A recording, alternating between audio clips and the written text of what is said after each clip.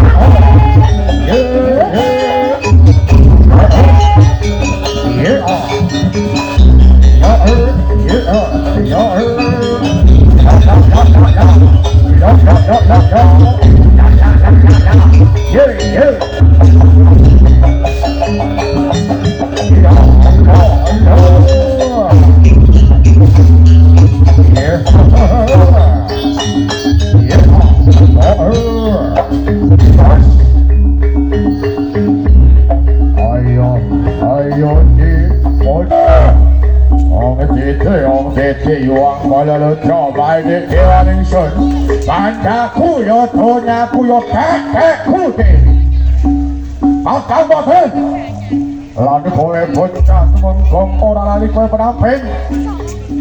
bocah disuka mari suka nih kalang gani ke anak neng boy kue ngapain tak tiba di kalang gani yo kue tak paring panglipur kaya kembar kong rimpe sini lan muka-muka sing nonton tanggapan bisa sumpen nanggap awake dhewe aja. Oke ora kata lupet kanggo bapak amangku kaji ya kowe bapak dawang so ibu Supriyaden diparingi rezeki kang linuwe diparingi gangsar anggen nyambut gawe co akamote kepiye pawarta anggonmu golondah sagunging Purwadya lho pangapunten dalem sewu sinuwun sedasa wasis mboten wonten kanggo taking palenggahan bagus pancen kaya mangkono sing tak jaluk iya ing kalanggane iki kepenanan garmu lenggah ingsun ditya kaya ingkang padhe tuan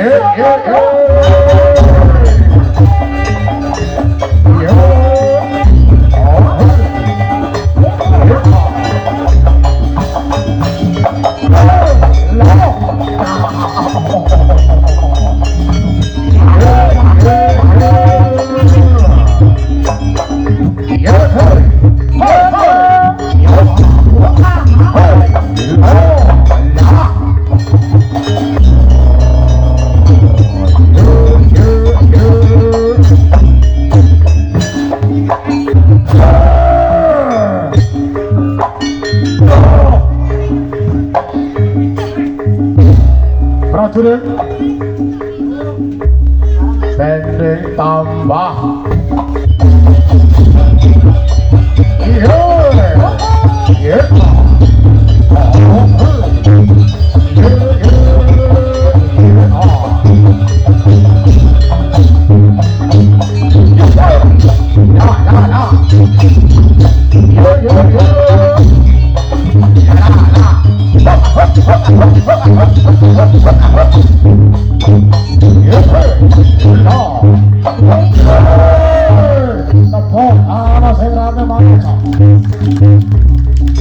ayo tinggal kali ingsun pengen nodi kowe siji moko siji utama anggonmu dekat enone Alisa Chandra Budaya tutono warga masa kene cok siji moko siji